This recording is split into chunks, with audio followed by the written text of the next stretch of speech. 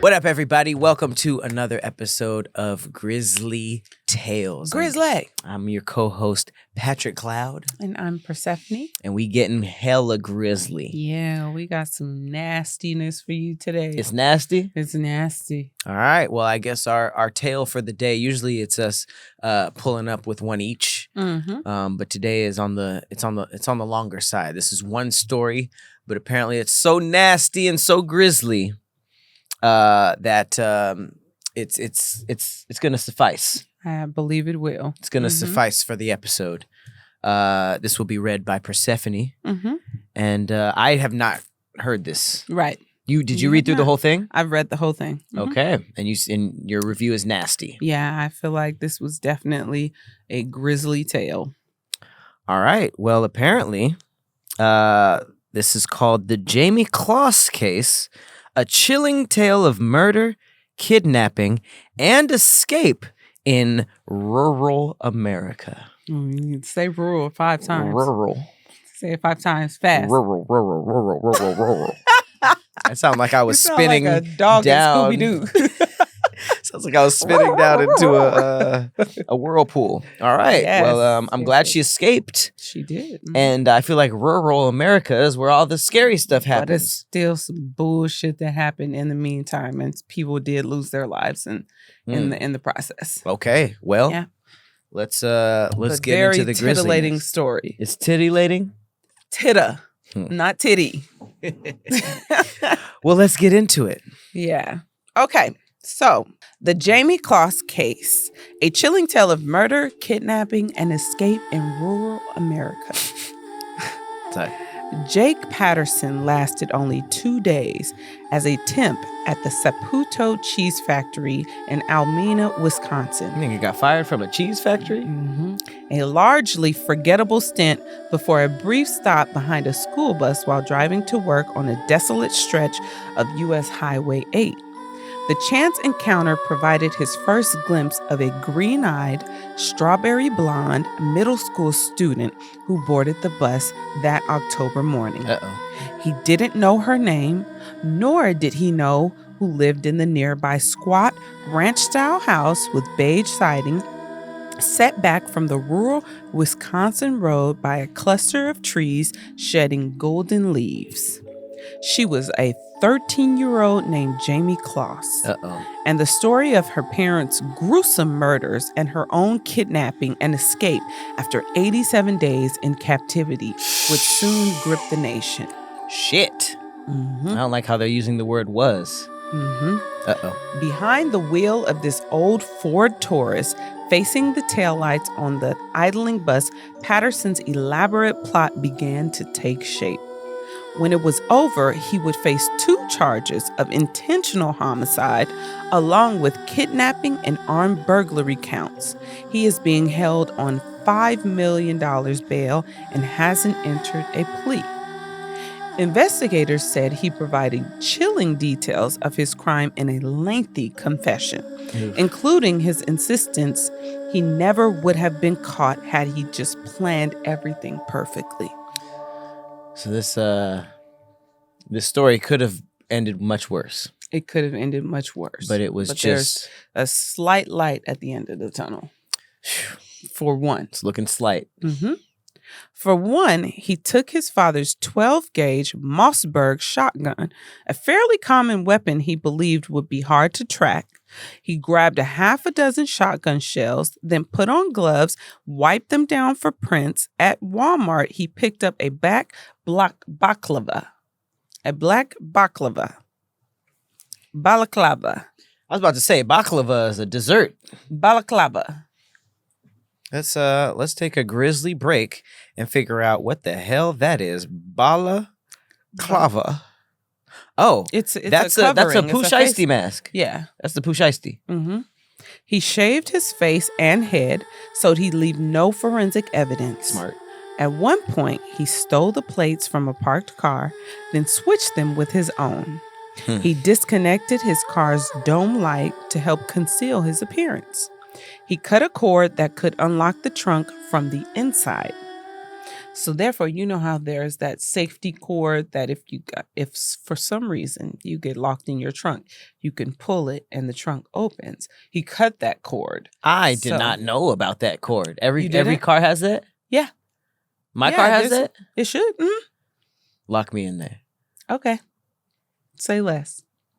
Patterson drove to Jayme's home in Barron, a northwestern Wisconsin city of 3,300 residents, about 90 miles east of Minneapolis. Cars in the driveway scared him away the first time. A night or two later, he aborted his plan after spotting lights and people in the house. On October 15th, though, he would not leave alone. He wore brown, steel-toed boots, a black jacket, and jeans. The mask concealed his round, bespectacled face. Like he had freckles? Bespectacled face? I'm not sure what the hell that is. Gloves covered his hands. The Taurus coasted into the Closs family driveway early that Monday morning with its headlights off. Eesh. Jayme was asleep in her bedroom when her dog Molly started barking. She got up, saw the car, and rushed to wake her parents. Her father, James, 56, headed for the front door. Patterson shifted into park, stepped out quietly, and walked to the red brick entrance stairs. Fallen leaves surrounded decorative pumpkins and a pair of blue lawn chairs. Sounds beautiful. I hate when murders happen in a serene setting. Mm-hmm. Jayme and her mother, Denise, 46, took cover in the bathroom. They locked and barricaded the door with a cabinet drawer. Mother and daughter stepped into the tub and swung shut the shower curtains. So how did they know it was smoke? I don't know, but maybe they knew seeing there was a foreign car in your driveway that late with no lights on that late. I like how they immediately were like, they said, no, emergency. I'm out of here. Yeah, setting. Behind the white blinds at a window to the left of the front door, Jayme Closs stood with a flashlight. "Get on the ground," Patterson hollered. Jayme Closs did not move. His flashlight illuminated the window. So real quick, Jayme Closs is the father or the guy who He's came the father. through? So Patterson is the guy who was outside, and he said, "Get on the ground." Get on the ground, as so if he must was have had a police officer. Oh, but he probably had that chop on him then too. Jayme Closs had a flashlight, but the other dude, Patterson, had the 12-gauge shotgun that we spoke about earlier. Patterson climbed the brick stairs and opened the storm door. He pounded on the wooden door. Jayme's father looked at him through a small wrought iron encased window pane in the middle of the door. "Show me your badge," Jayme Closs demanded, mistaking Patterson for a cop. He stared through the glass, down the chrome-plated shotgun barrel, and Patterson pulled the trigger. Shot him through the window door? Or the door window? Mm-hmm. He shot him through the door window. Yeah. Point blank with a shotgun. Pow. We just shot a shotgun. Right. And you know how much force that had. Our shoulders were hurting afterwards. So if our shoulders were hurting, guess what that blast did to Jayme's father? So sadly in this case, not open. He was smart to not open the door, right? And it still ended in his demise. Yeah, shoosh. You gotta. I guess you gotta stand to the side of the door.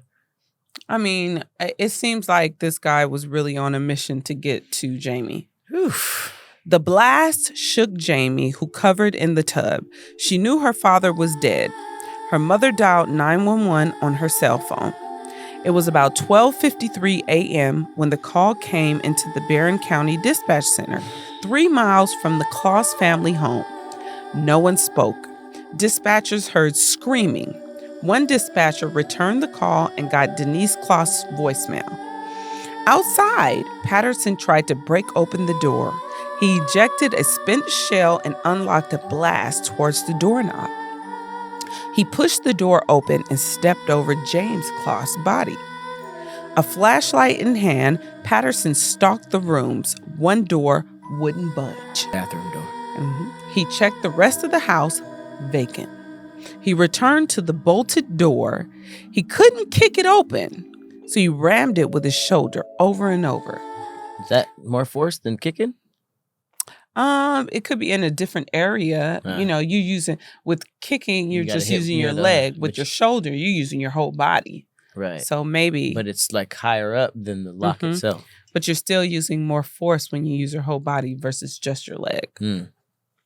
He couldn't kick it open. He rammed it with his shoulder over and over. The drawer. It took 10 to 15 blows from the upper half of his 6-foot, 215-pound frame before it split in two. He ripped down the shower curtain.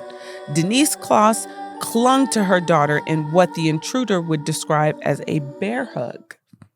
Intruder said that? Yeah, remember he he had a confession. Yeah, he confessed to this. Damn. He handed Denise Closs duct tape and ordered her to cover her daughter's mouth. When she struggled, Patterson rested his weapon on the sink and did it himself. He also bound. The moment. That was the moment, if any. He probably got frustrated and was like, "I'll just do it myself." I'll do it myself. No, that's when you. Yep. He also bound Jayme's wrists and ankles and helped her out of the tub. He pointed the shotgun at her mother's head and squeezed the trigger as he turned his head away. He turned his head away? He turned his head away. He couldn't stand to look at what he was doing. It was gruesome. This is a 12-gauge shotgun. So you pointed point blank at somebody. He's doing it, though. Head, you can't. You blasting their brains out. Yeah, so don't do it. I mean, obviously, but at the same time, it's like... You gonna kill somebody like that and be squeamish? His obsession with this little girl was so strong that he was willing to do anything to get to her. I don't like how this is going to end. All right. Patterson then grabbed the 5-foot, 100-pound teenager and nearly slipped on the bloodied floor on the way out. He dragged her across the yard and forced her into the trunk of the Taurus. In all, he spent 4 minutes at the house. 4 minutes. The worst 4 minutes in history for this family. I bet those 4 minutes felt like centuries. Long as hell. But I mean, he was moving fast. He said, they said that the call came in and then they didn't even talk. Right. This is the worst part to me. Shit. 3 Barron County sheriff deputies were already on their way. Patterson removed his mask. The shotgun laid next to him. He pressed the gas pedal, but only 20 seconds into his getaway, he was slowing for blinking lights and blaring sirens. A deputy saw a Taurus yield to the passing squad cars. It wouldn't be the last time during Jayme's ordeal that law enforcement would encounter that car. But Patterson was ready for a gunfight, later telling investigators he most likely would have shot at the police if they'd stopped him. So real quick, they didn't stop him. They did not stop him. Even though he had Jayme in his trunk. And he had the blinkers? He slowed down so that they wouldn't be suspicious that he was the intruder that had been called. So instead of peeling out. Right. He drove regular. Just drove regularly past them. Horrifying. Mm-hmm. In the trunk, Jayme heard the sirens. Then they faded away. Oh, that's Jesus.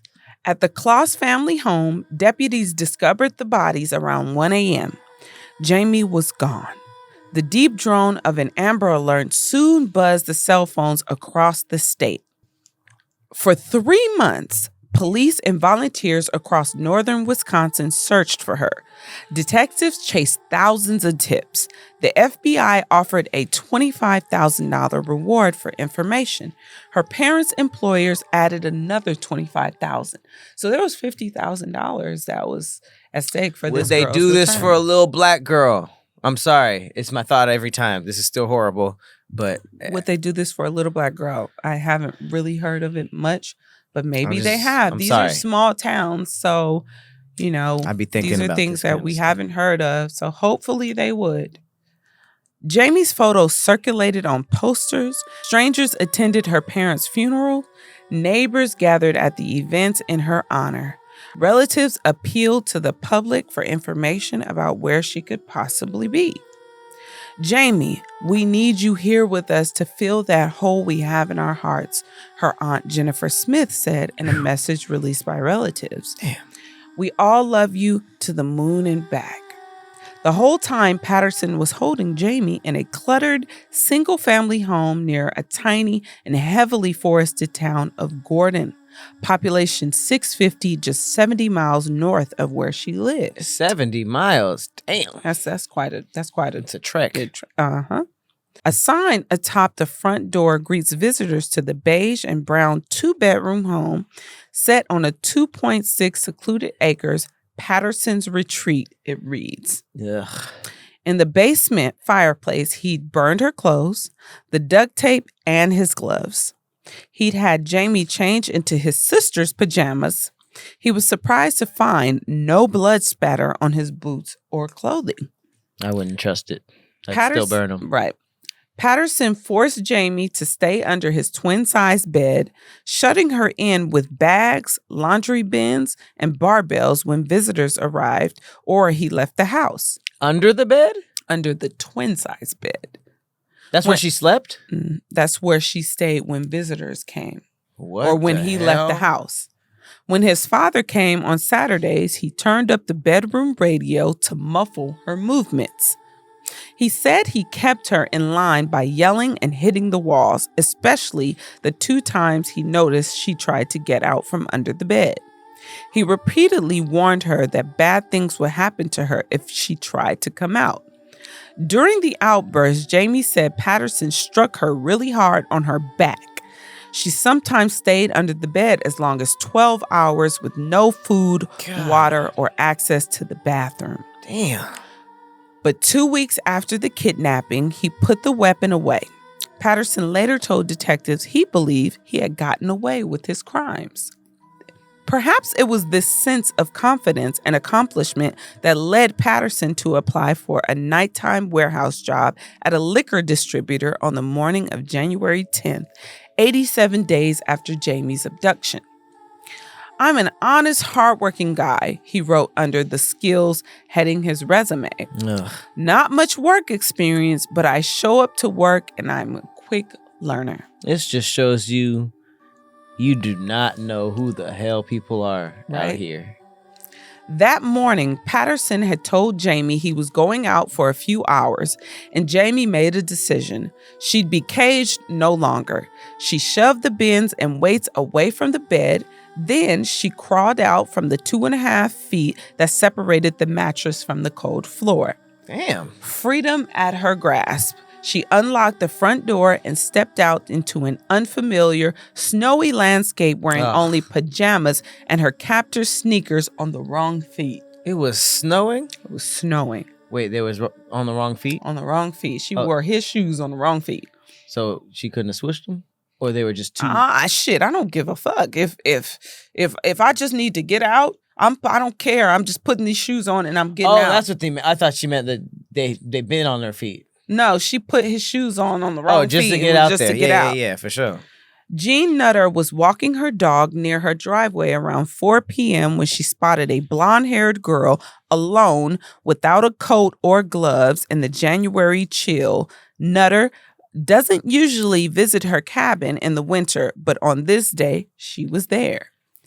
Did she run away? Nutter asked herself of the teenager. Did somebody dump her off here? The girl came closer. I'm lost and I don't know where I am and I need help, the teen said. Nutter recognized her face, maybe from the flyers or the countless television news stories. Mm-hmm. I'm Jayme, said the girl, frightened but calm. Nutter knew that name. Oh, she said, I'm Jayme, like she knew. Like she knew about the She manhunt. probably knew people were looking for her. Yeah. Kristen Kacinskas heard pounding on her door. Her neighbor stood outside with a skinny girl with unkempt hair and oversized sneakers. This is Jayme Closs, Nutter told her. Call 911 right now. Inside, fear crept over Nutter.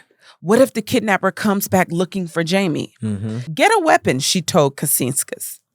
The women dialed 911 as Kacinskas' husband stood guard at the front door with a gun. Douglas County 911, a dispatcher answered. Hi, I have a young lady at my house right now, and she said her name is Jayme Closs, Kacinskas said. Have you seen her photo, ma'am? Yes, it is her. 100% think it's her. Nutter soon took the phone. She said Jayme didn't know where she was and had told them that a young man named Jake Patterson had killed her parents and kidnapped her. Nutter said he lived a few doors down from her cabin. We're kind of scared right now because he might come, Nutter said.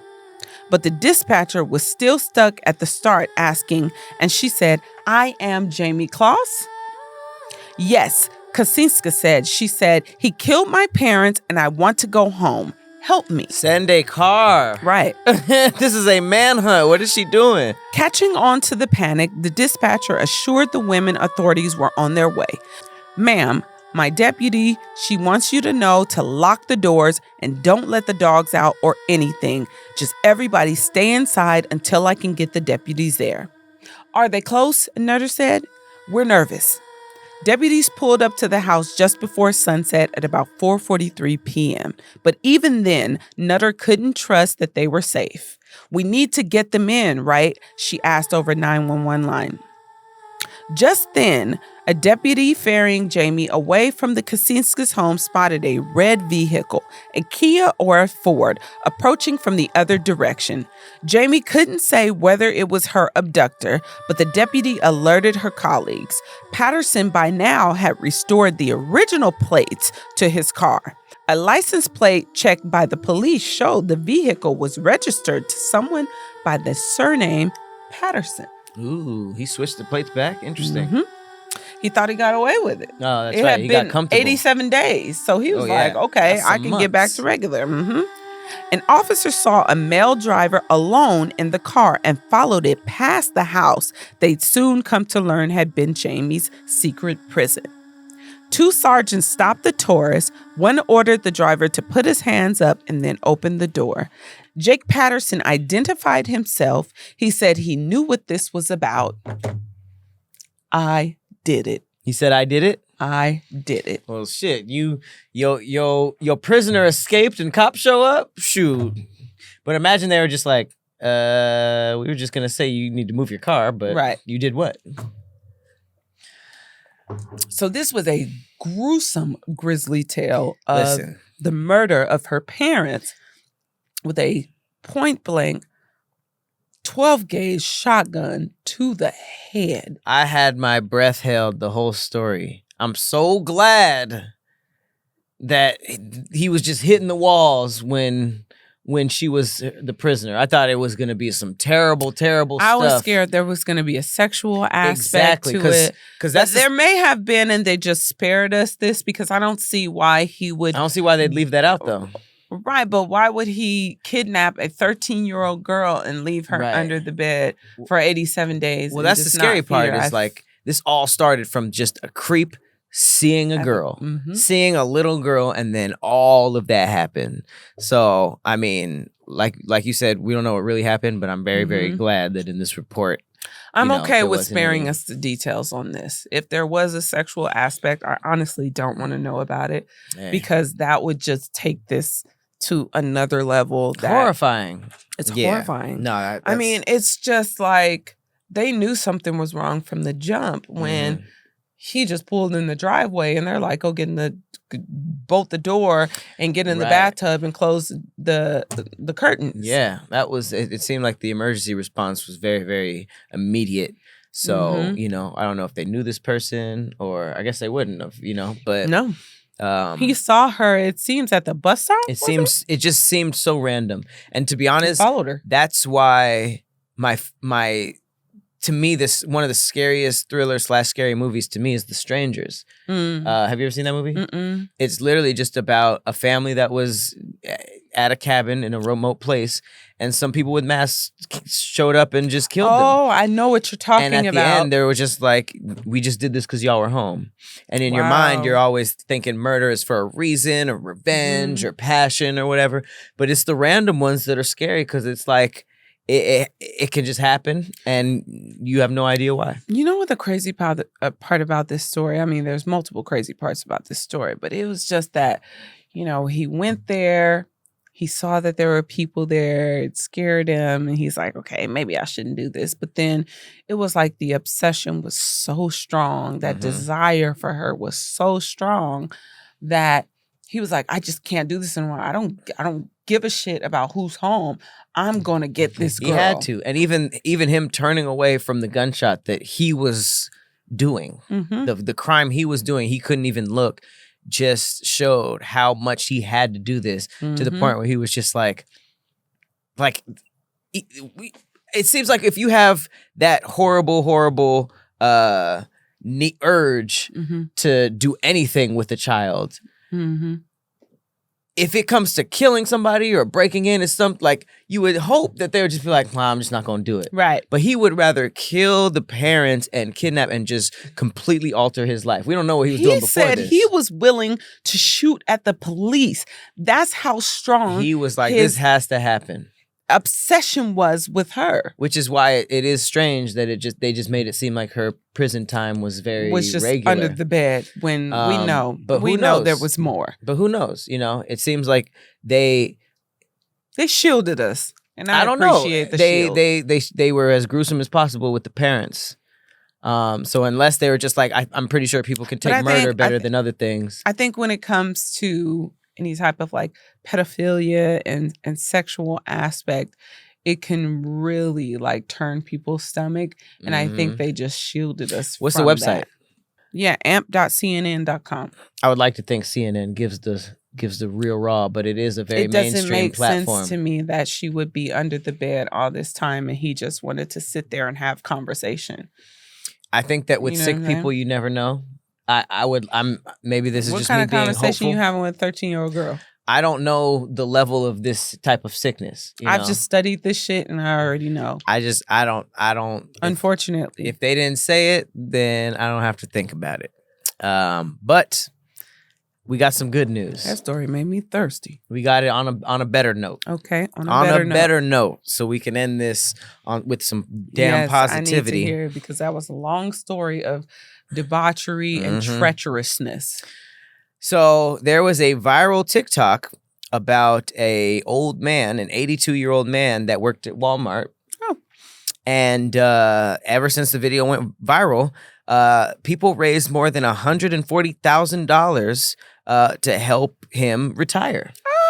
This is a Navy veteran. He looks very, very like a sweet old man. Sweet old man, yeah. And it really showed the power of the internet. It says, thanks to a viral TikTok, a GoFundMe raised more than $140,000, allowing a Navy veteran who works at Walmart to retire. Oh, bless his heart. Butch Marion of Cumberland, Maryland. Wait, his name is Butch? Butch.